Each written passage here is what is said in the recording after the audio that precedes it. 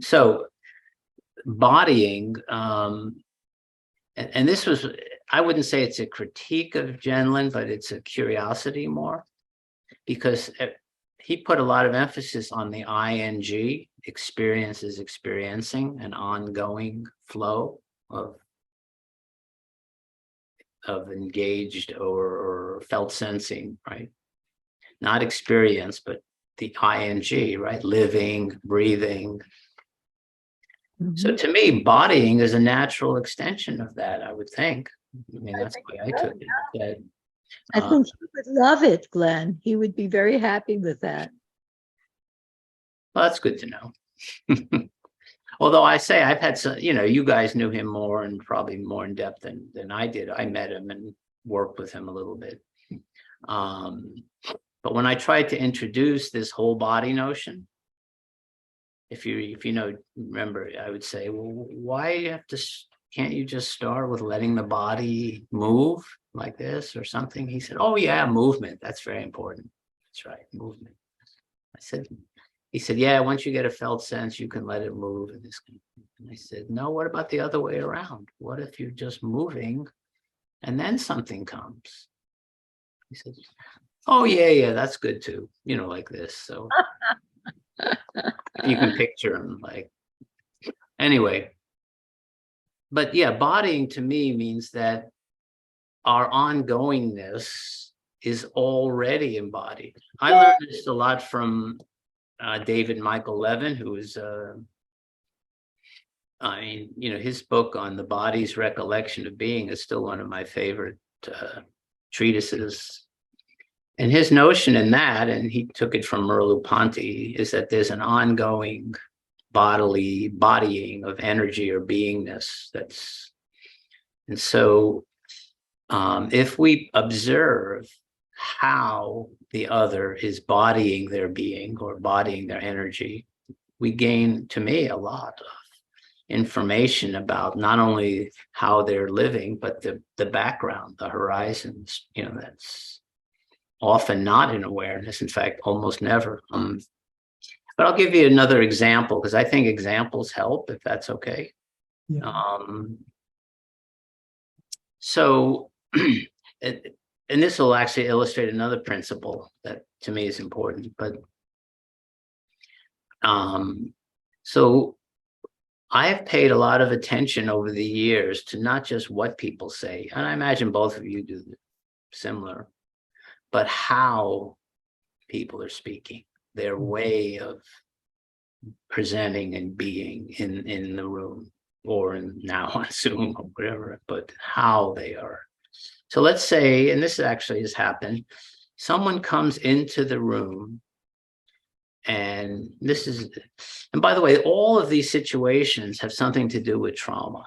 I have to put that in because to me, the link to the spirit is what trauma and traumatic events or situations, how they impact our ongoing spiritedness and actually lead to what you might call a dispirited state, where something is cut off from its life force or had to go into survival modes, etc.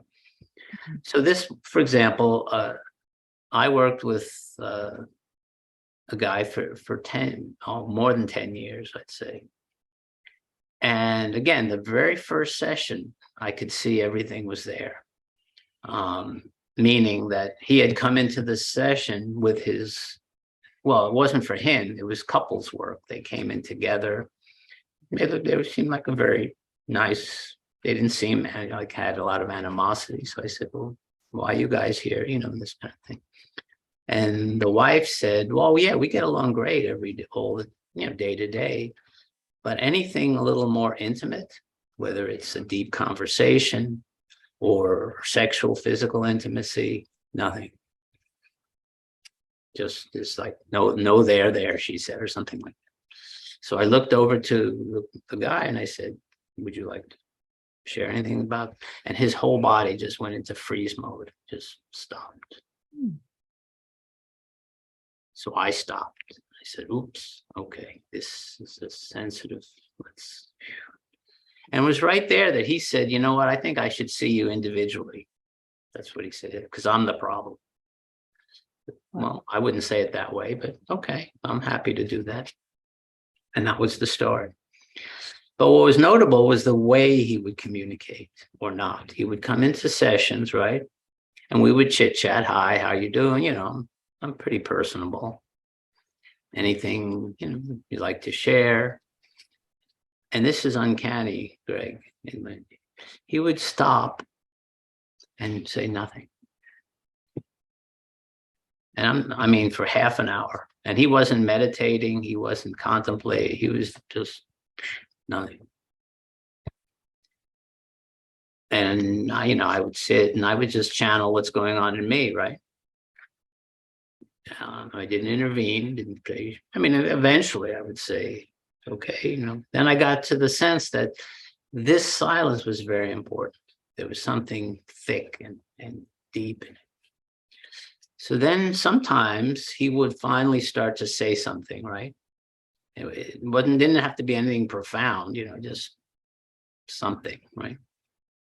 And this was the key thing. He would start talking and then stop in the middle of a sentence and just go silent again. I was like, wow. So this is what I'm getting to. So when I say it's the therapist, me, right? I'm the resource. So as I was paying attention, I felt my body like moving, like leaning in closer, right? Like, oh, he shared something. And then the energy that came in me was like a little boy. Where'd you go? What happened? Where are you? Like this. So this happened over a fairly long period of time. And finally, I don't know, you know, there's a moment, a seminal or, you know, whatever. And I said, can I share what's coming in me? And I shared, I said, you know, I feel like this little boy who's like been left hanging. That was the energy, left waiting for the next word or the next something. And I gestured like, I feel like this. And for the very first time, he started tearing up and said something like, wow, I know you're, you know, a good listener and you care, but this is the first time I actually felt like you got me as a child. That was my whole childhood, was just waiting for somebody to get me, because he was abandoned. I mean, he had a horrific childhood. But, you know, one of the main was being abandoned. And he was left from one person to the next and shuffled all around. And then, you know, he was abused. It was terrible. But this, right? I said, oh, I feel like, he said, oh, I feel like you got me as a child. That's it. I was just waiting and waiting and waiting, you know, like this. Wow. So that moment, you see, then opened up that there's a little boy inside of him and inside of me. And we sort of connected there in a, say, in a little more of a playful way, and it opened up a whole field. But this has happened numerous times in different ways. You were being the interaction that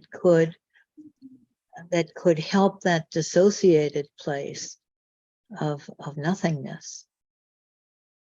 You were the embodiment. You were bodying forward something there. Right, and that's what we mean by his way of presenting was actually living out the story of his childhood.